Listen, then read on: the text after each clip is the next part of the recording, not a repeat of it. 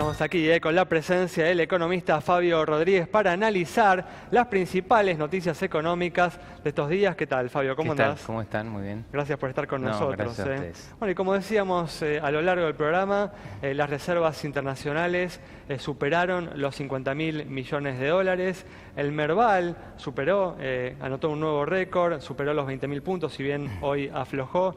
El dólar continúa cayendo. Fabio, si uno mira todos estos datos, en forma disimulada, uno pensaría que la economía está en gran forma o presenta grandes perspectivas. ¿Cómo explicás Sí, lo que sí, viene gran sucediendo? forma. Sí estamos de vuelta frente a lo que se llama de vuelta a presencia de brotes verdes, como que estamos viendo que la actividad deja de caer.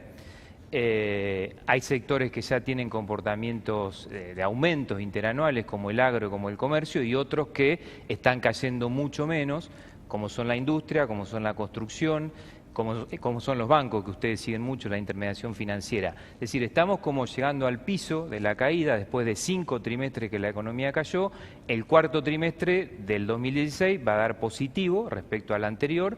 En fin, yo digo con cautela, ¿no? Porque me parece que todavía faltan bastantes señales para que haya más confianza en dos puntos centrales, ¿no? Que la recuperación del consumo tenga más contundencia y que la recuperación de la inversión también, ¿no? Eso es lo que yo digo, ¿no? La euforia que parecerían indicar estos números que yo acabo de dar, ¿está justificada por la realidad de la economía? Bueno, no, a veces los carriles entre lo financiero y lo real se separan, y creo que hay bastante de eso. En el bloque anterior lo escuchábamos claramente de parte de Miguel, donde hay una suerte de buen contexto internacional. Seguimos teniendo buena afluencia de capitales financieros, que en parte explican esa variable que mencionaste, que es el récord de reservas. Tal cual, Ahí sí. tenemos presencia de dólares financieros y no del sector privado, sino que son dólares que toma el sector público. O sea que en equilibrios de mediano a largo plazo de sustentabilidad tenemos todavía mucho por delante, porque ahí requerimos que las reservas ojalá tuvieran más dólares genuinos,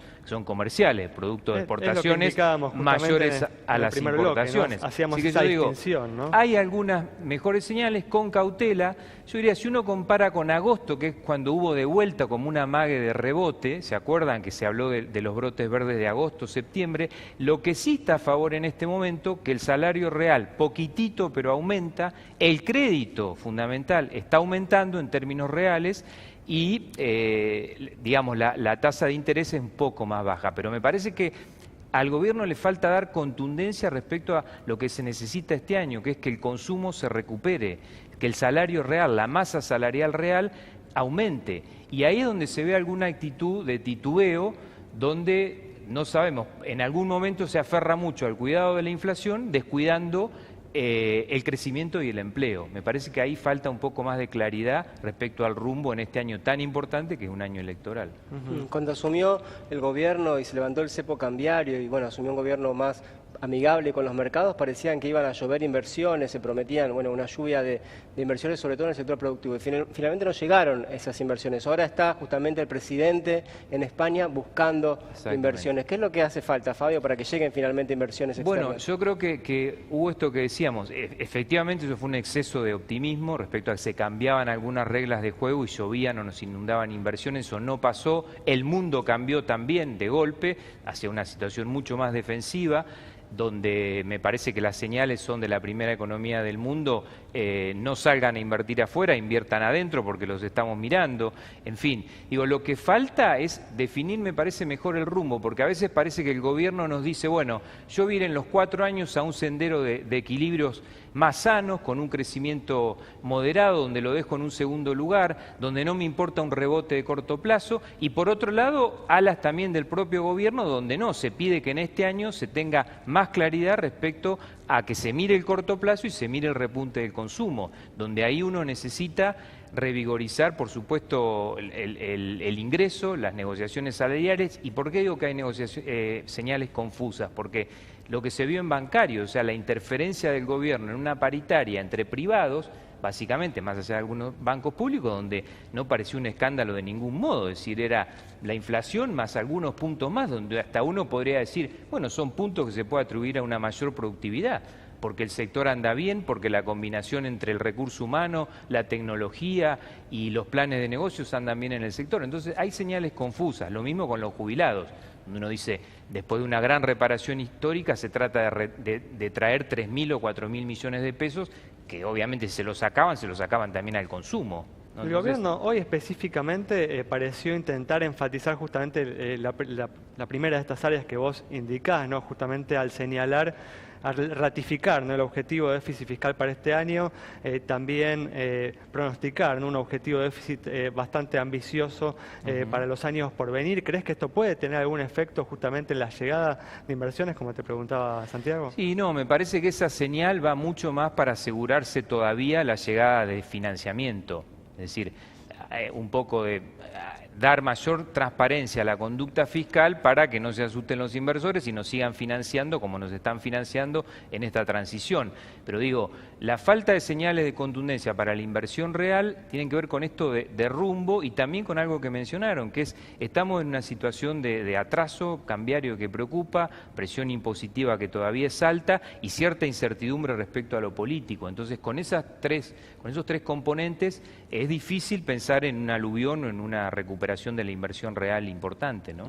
Decías, el gobierno se metió en un acuerdo entre privados, ¿no? Eso por un lado, pero por otra parte es difícil, ¿no?, darle a los estatales un aumento de 24, 25% si uno quiere bajar el déficit, ¿no? Y los sindicatos pelean entre ellos. ¿Cómo hacen los de ATE para decir, mira, los bancarios consiguieron 25 y nosotros nos conformamos con 18?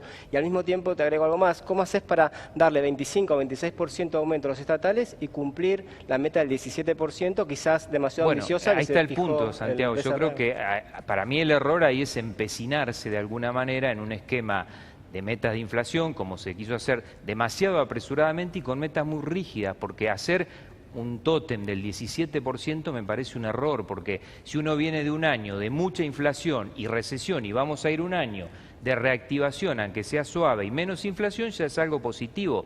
Pero digo, no pasa nada si la inflación no es 17 y es 22 o 21 o 19. Me parece que ahí hay que darle más flexibilidad para que se acomoden las variables, sí en un sendero nominal descendente, pero sin la rigidez de que predomine un número fijo como es el 17. Por otro lado...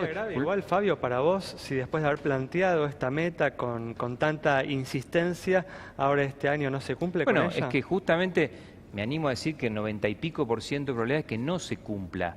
¿Por qué? Ayer lo advirtió un propio comunicado de la Autoridad Monetaria, donde ya preocupan de vuelta el sendero que hay de aumentos de precios desregulados. Indudablemente. Si uno ve, y si se cumplen todos los aumentos que están pautados en el primer semestre del 2017, la inflación anualizada está dando 27%. Eso quiere decir que el resto de los bienes tienen que aumentar 11 todo el año.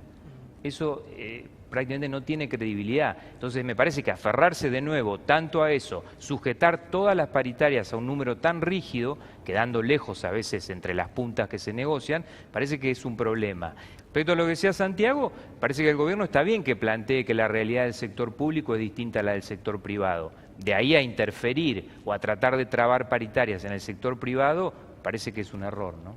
Pero en definitiva, digamos, como para ir redondeando, ¿cuál es tu expectativa para este año, para este 2017? Me parece que es una reactivación suave, que se está corrigiendo a la baja, es decir, menos de lo esperado. Es decir, si uno parado un año atrás se imaginaba este punto del 2017, se lo imaginaba mucho mejor. Entonces estamos en una situación donde se corrigió para arriba la caída o la recesión del 16 y se está corrigiendo para abajo el aumento de la actividad económica para este año, donde ni siquiera va a compensar la caída del casi 3% del 2016. Con una inflación sí más baja, pero insisto, una economía que todavía no tiene la contundencia en las señales para decir necesitamos recuperar el consumo, necesitamos recuperar masa salarial real para justamente plantear un escenario de crecimiento que también tiene que ver con algo que plantean ustedes y importa mucho, que es por ejemplo el sendero de reducción del déficit, de la manera más genuina, que es creciendo y aumentando la generación de recursos, ¿no? Tal cual. Bueno, Fabio, muchas gracias por haber estado con nosotros. Nos vamos entonces con estas reflexiones del economista Fabio Rodríguez sobre las dificultades que plantea este 2017, en el que se espera un crecimiento, pero tal vez menor al esperado en un principio. Nos reencontramos el viernes a las 20 horas aquí en Metro.